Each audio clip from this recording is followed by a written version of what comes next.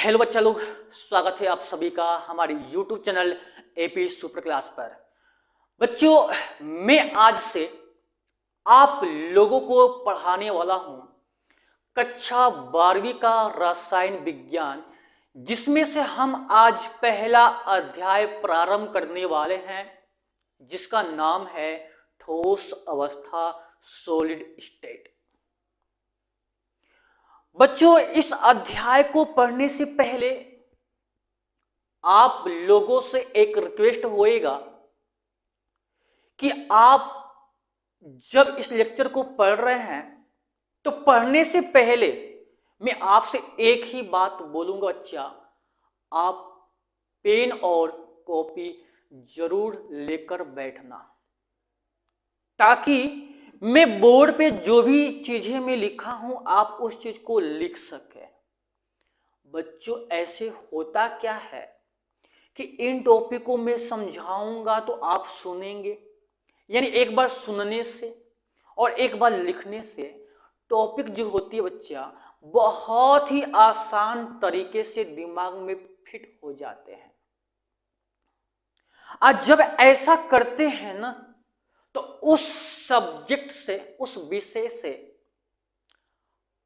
क्या होता है, हमारे बीच यानी सब्जेक्ट और आपके बीच में एक प्यार मोहब्बत होने लगेगी। और जब ऐसा होने लगेगा बच्चों ना, जिन बच्चों को विषय से, किसी सब्जेक्ट से प्यार मोहब्बत होने लगेगी बच्चा ना, तो वो सारे टॉपिक जो होते हैं हलवा बन जाते हैं, आसान बन जाते हैं बच्चा। इसलिए मैं कह रहा हूं कि आप कॉपी और पेन जरूर लेके बैठें, ताकि आपको ये सारा टॉपिक आपको बिंदास तरीके से समझ में आ जाए। ठीक है, ज्यादा बात ना ही करना है हमें। आप इतना जितना मैंने बोला उतना समझ गए होंगे।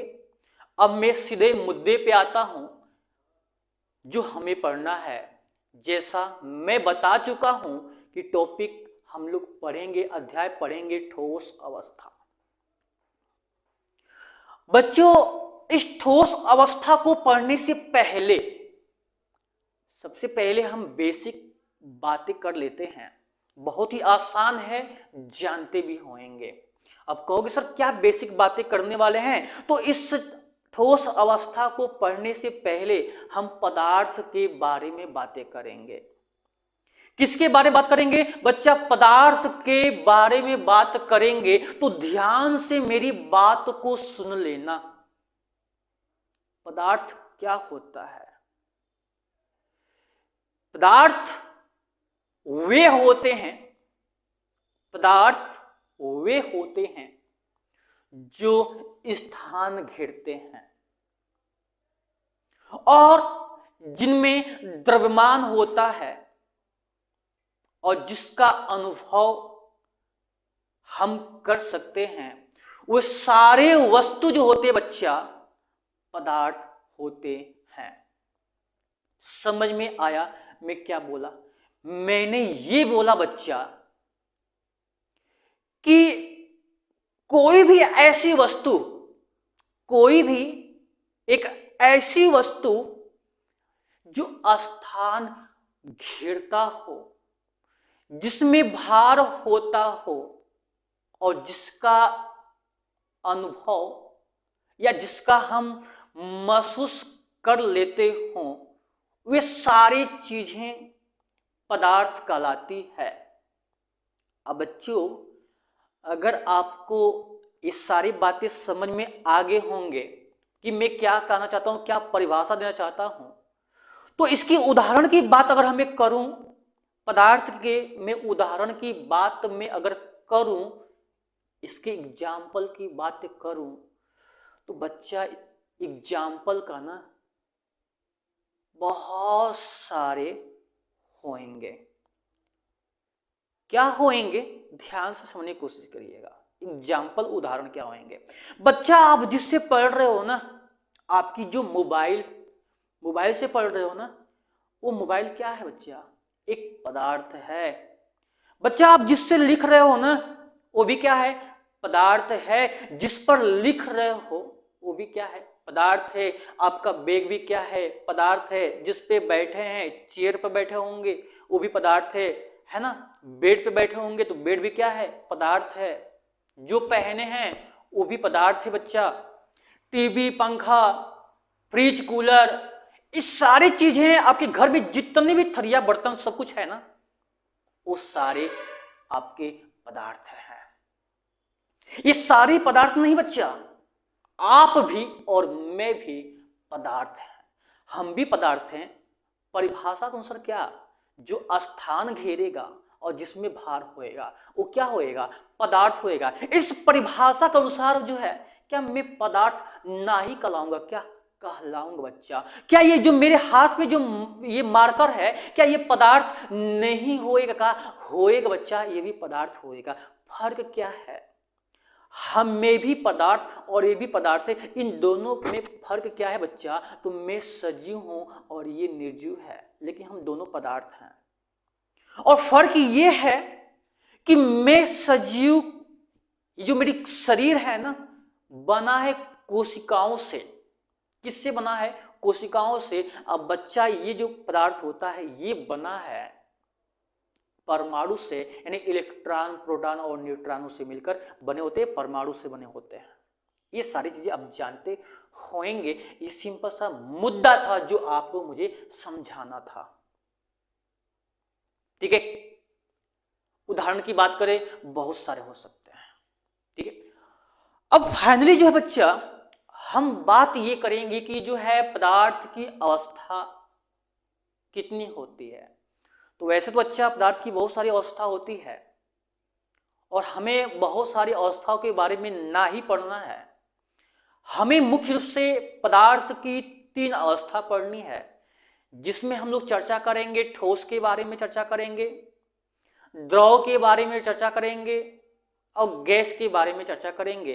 बहुत ही सिंपल है, जानते भी होंगे। ठीक है, जैसे यहाँ पे लिखा गया बच्चा कि पदार्थ की मुख्य 3 अवस्था होती है, जिनमें से पहला होता है सॉलिड, दूसरा होता है लिक्विड, तीसरा होता है गैस। ये पदार्थ की मुख्य 3 अवस्था होती है, जो मैंने यहाँ पे लिख दिया। अगर सबसे पहले मैं बात करूं इनके आकार की, किसके आकार की बात करेंगे बच्चा? सॉलिड के आकार की बात हम कर लें तो इनके सॉलिड यानी ठोस की जो आकार होते हैं निश्चित होते हैं। कैसा होता है? निश्चित होता है। और मैं लिक्विड की बात करूं यानी द्रव की बात करूं तो द्रव के जो आकार होते हैं बच्चा अनिश्चित होता है। ठीक है, कैसा होता है? अनिश्चित होता है। और इसी प्रकार के गैस के आकार की अगर बात की जाए तो गैस के आकार भी बच्चा कैसा होता है? अनिश्चित होता है।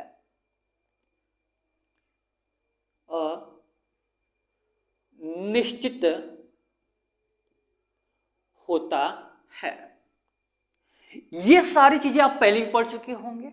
जल्दी से हम इसकी आयतन की बात करें। किसकी आयतन की? आयतन की, ठोस की यानी सॉलिड की आयतन की बात किया जाए तो इसके आयतन भी कैसे होते हैं? निश्चित होते हैं। इसके आयतन भी कैसे होते हैं? निश्चित होते हैं।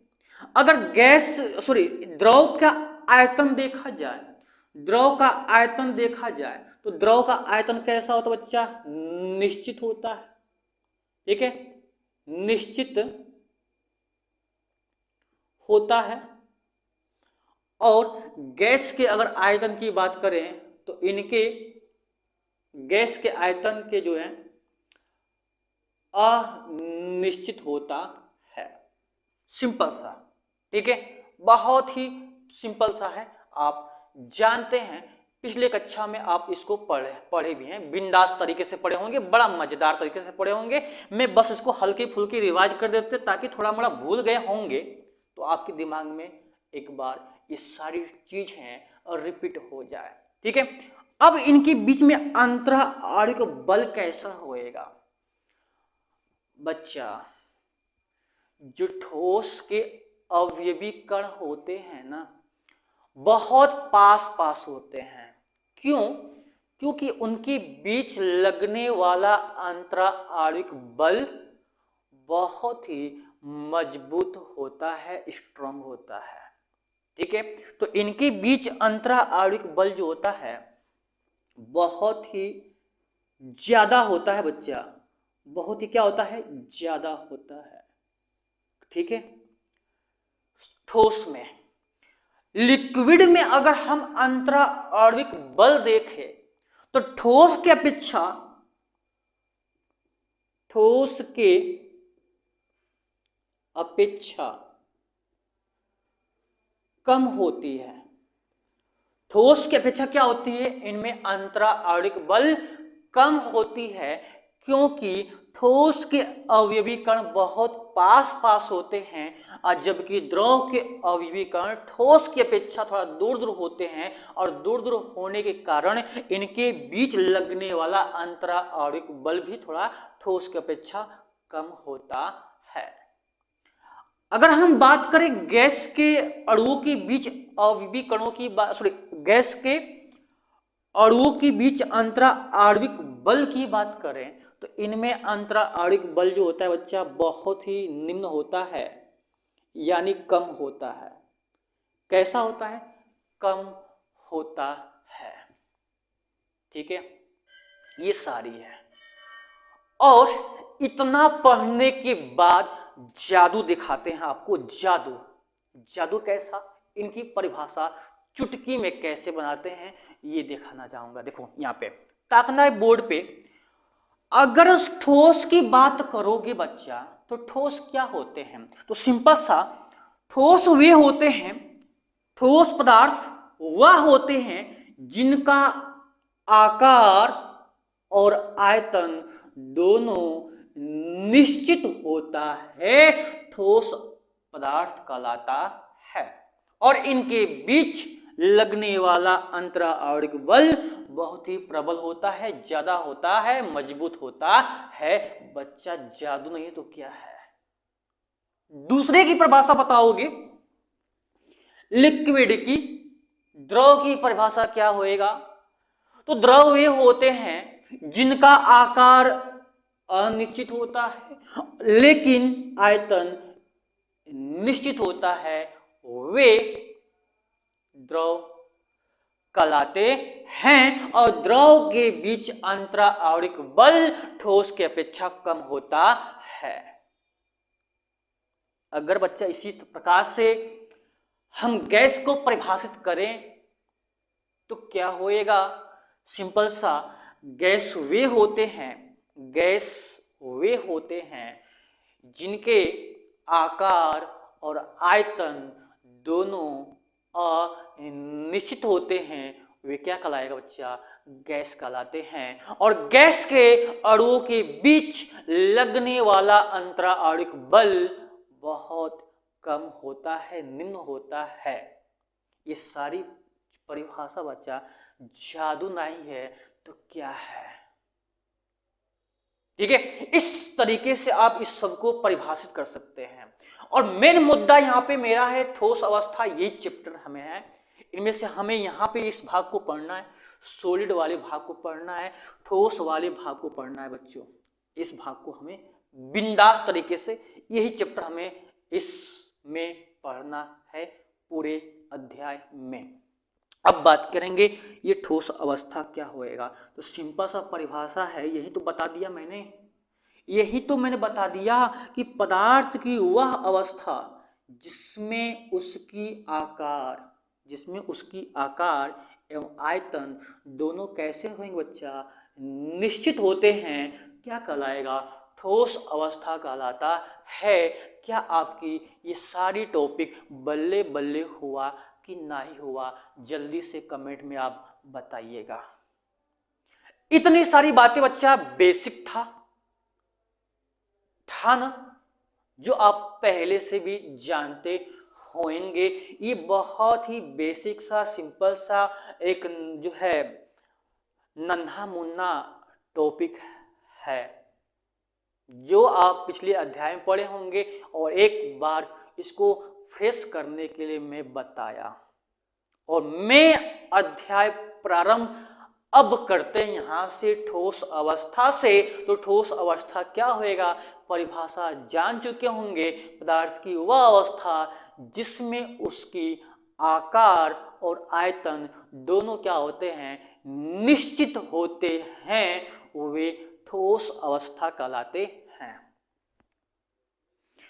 बच्चों, अगर हम बात करें इस ठोस अवस्था की, मैं अगर बात करूं इस ठोस अवस्था के प्रकार की, तो ठोस अवस्था संरचना के आधार पर दो प्रकार के होते हैं। मैंने क्या बताया, जो ये ठोस होते हैं ज्यामिति के आधार पे अगर ठोसों का वर्गीकरण करें तो बच्चा ज्यामिति के आधार पे ठोस जो होते हैं यह दो प्रकार के होते हैं। पहला होता है क्रिस्टलीय ठोस, जिसे इंग्लिश में बोलते हैं क्रिस्टलाइन सॉलिड। दूसरा होता है अक्रिस्टलीय ठोस, जिसे हम लोग इंग्लिश में बोलते हैं एमोर्फस सॉलिड। ये दो प्रकार के आपके ठोस अवस्था के प्रकार होते हैं, जो कि मैं यहाँ पे लिखा हूँ। कहाँ लिखा हूँ, इस बोर्ड पे लिखा हूँ, ताकि ना बुढ़ाओ पे क्या लिखा है, ठोस अवस्था के प्रकार। तो मैं छोटा सा बिंदु लिखा हूँ कि ठोस अवस्था दो प्रकार के होते हैं। और कौन कौन सा, पहला बताया क्रिस्टलीय ठोस क्रिस्टलाइन सॉलिड, और दूसरा बताया मैंने अक्रिस्टलीय ठोस यानी एमोर्फस सॉलिड। ये दो प्रकार के होते हैं। बच्चों, अब हम बात करेंगे कि क्या होता है क्रिस्टलीय ठोस, क्या होता है अक्रिस्टलीय ठोस।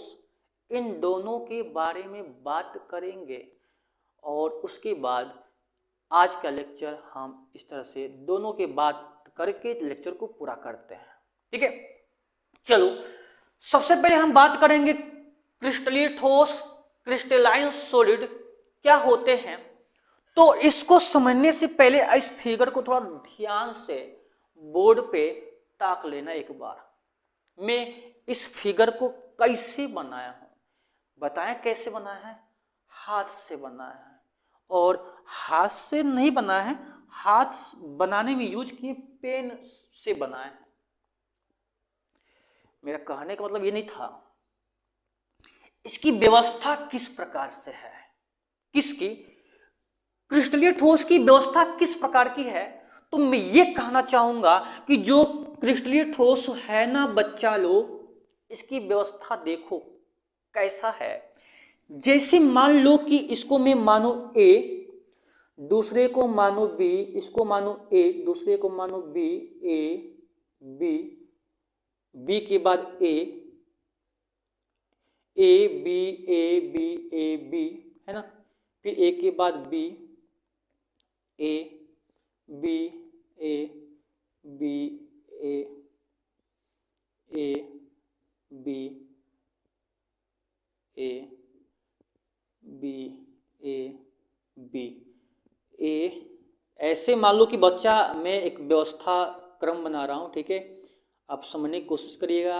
ये समझाने के लिए ए बी लिख रहा हूँ, ताकि आपको बिंदास तरीके से ये टॉपिक समझ में आ जाए। ठीक है, तो आप ध्यान दीजिएगा बच्चों, मैं क्या कहना चाहता हूँ। इनकी व्यवस्था देखोगे ना, तो इस अवयवीकरण का बोला मैं जुबान से, अवयवीकरण।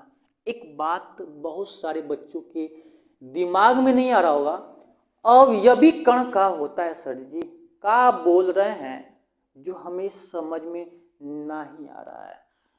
बच्चा, अवयवीकरण जो होता है का होता है, तो याद रख लेना, बुढ़ापे तक अवयवीकरण को ताकि चैप्टर आपका स्ट्रॉन्ग हो सके। तो अवयवी कण क्या होते हैं? अवयवी कण या तो परमाणु होएगा,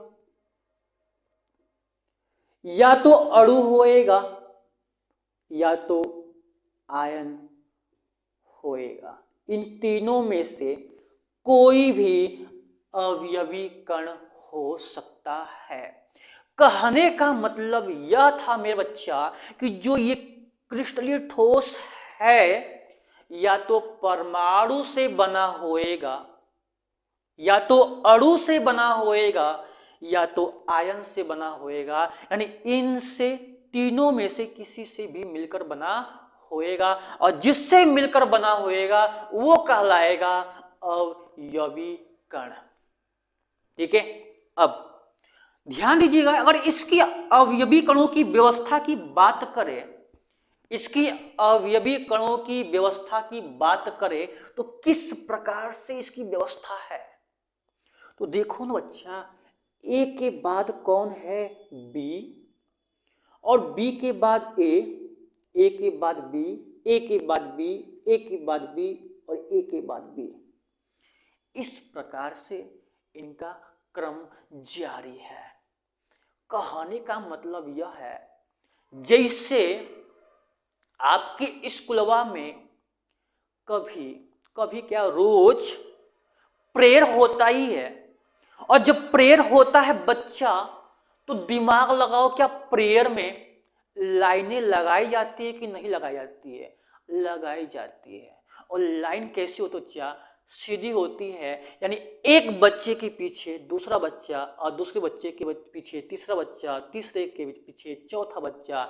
इस प्रकार से क्रम में व्यवस्था बच्चों को की जाती है, एक कतार में खड़ी की जाती है, किया जाता है ना। तो उनकी व्यवस्था कैसी है?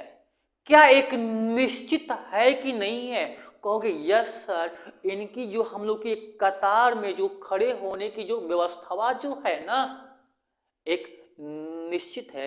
एक के बाद दूसरा, दूसरे के बाद तीसरा, तीसरे के बाद चौथा, और चौथे के बाद पांचवा, पांचवे के बाद छठवां।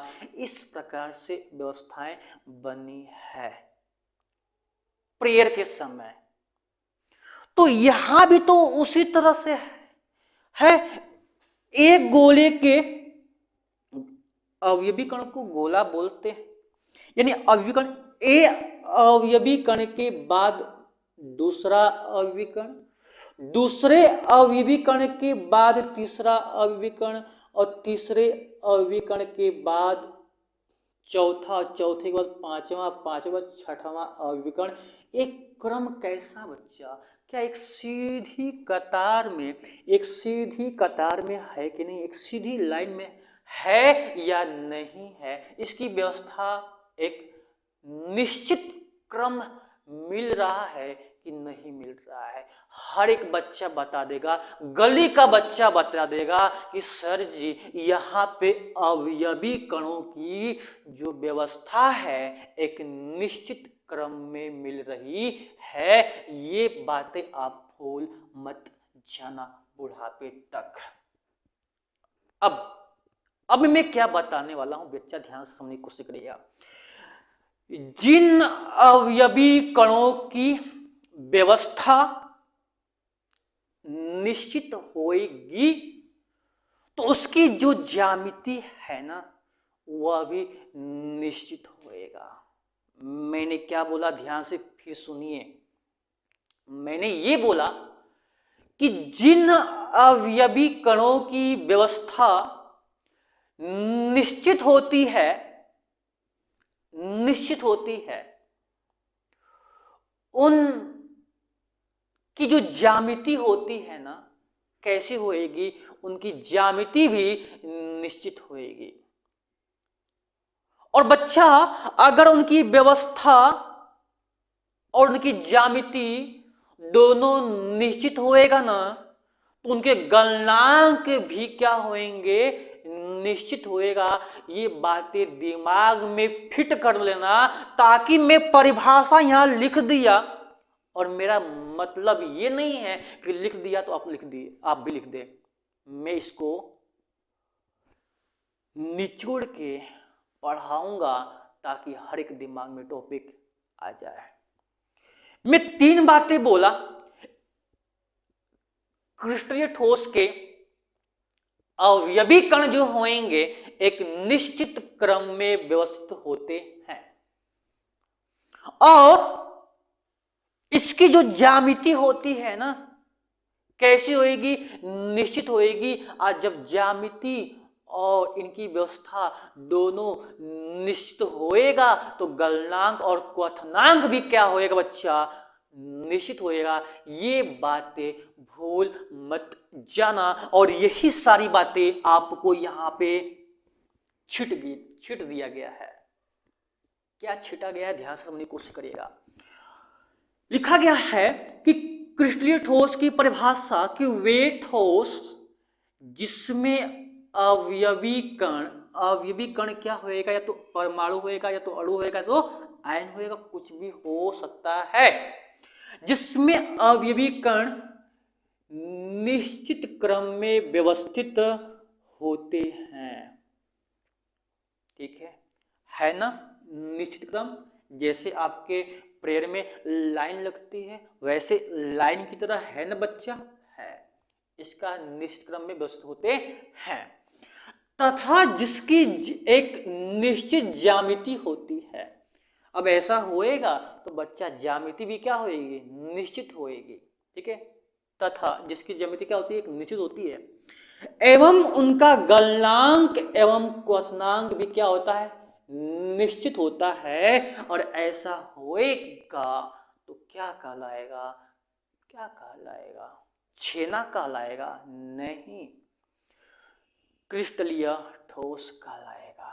आई होप आपको ये सारे टॉपिक बिंदास तरीके से समझ में आगे होंगे। अब मैं इसकी उदाहरण की बात करें तो उदाहरण क्या हो जाएगा बच्चा? उदाहरण में बात करें, उदाहरण में तो लोहा, ठीक है, लोहा आप ले सकते हैं। NaCl,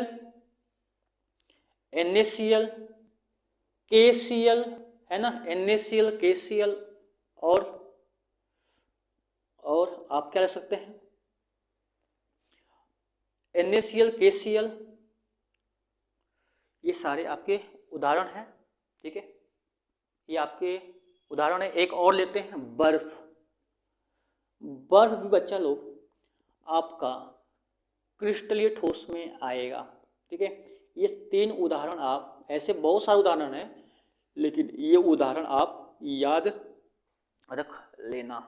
लोहा, NaCl, KCl और बर्फ, ये जो होते हैं क्या होते हैं?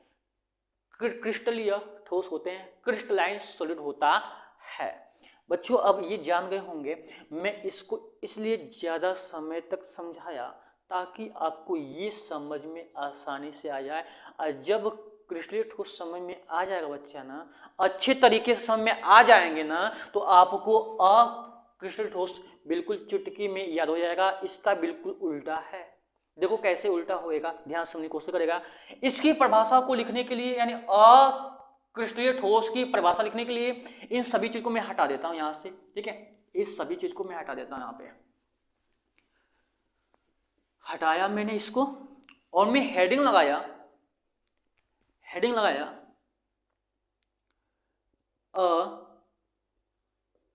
क्रिस्टलीय ठोस,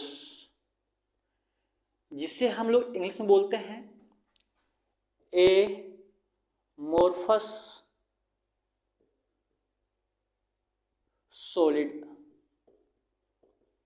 एमोर्फस सॉलिड बहुत ही सिंपल है बच्चा, सिंपल तरीकों से परिभाषित कर सकते हैं। तो इसकी परिभाषा लिखोगे, ये बिल्कुल से उल्टा होएगा, बिल्कुल इसका उल्टा होएगा। क्या उल्टा होएगा? ध्यान समझने की कोशिश करिएगा।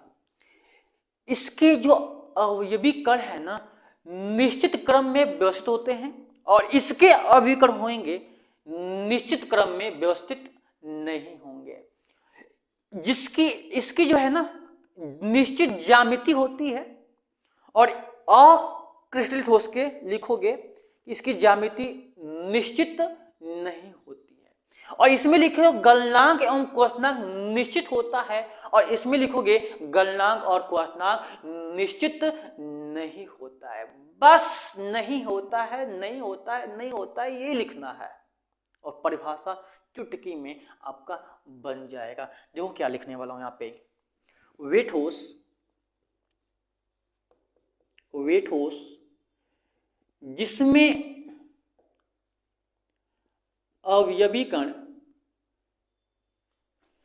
अवयवी कण जानते ही होंगे क्या होएगा, परमाणु, अणु या आयन होएगा। अवयवी कण निश्चित क्रम में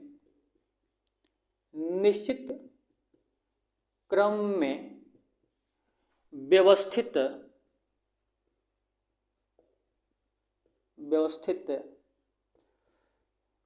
नहीं होते हैं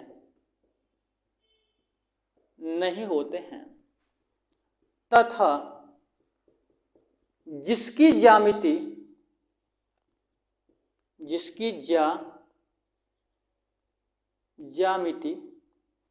जिसकी एक निश्चित ज्यामिति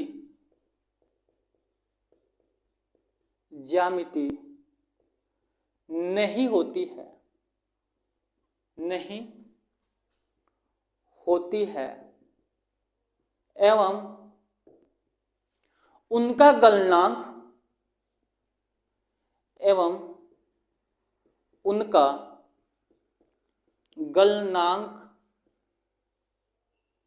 व क्वथनांक निश्चित नहीं होता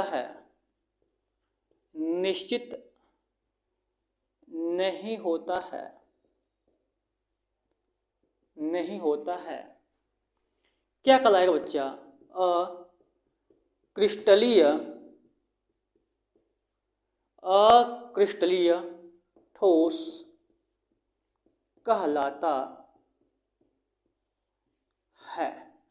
अब बच्चों इसकी बात तो एक से कर लिए, कितना बढ़िया है ना।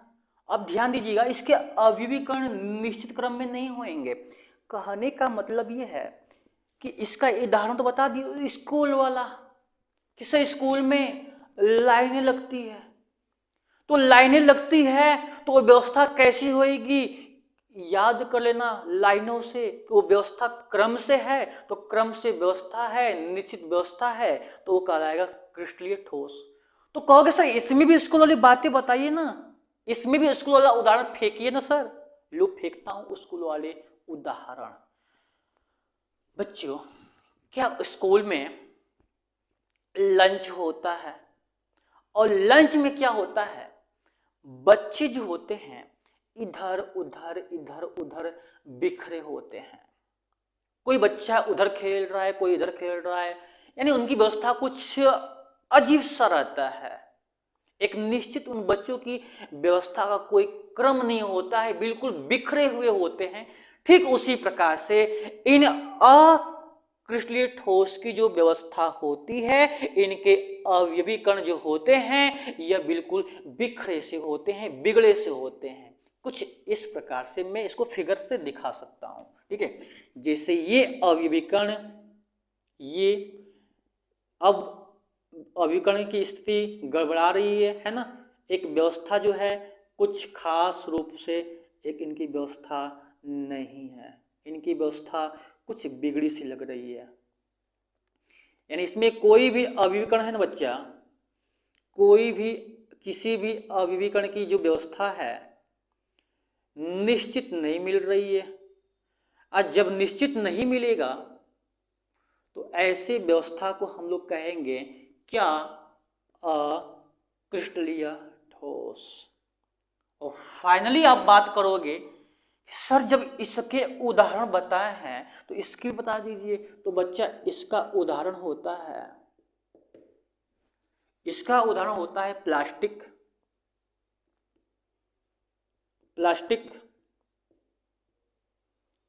रबड़,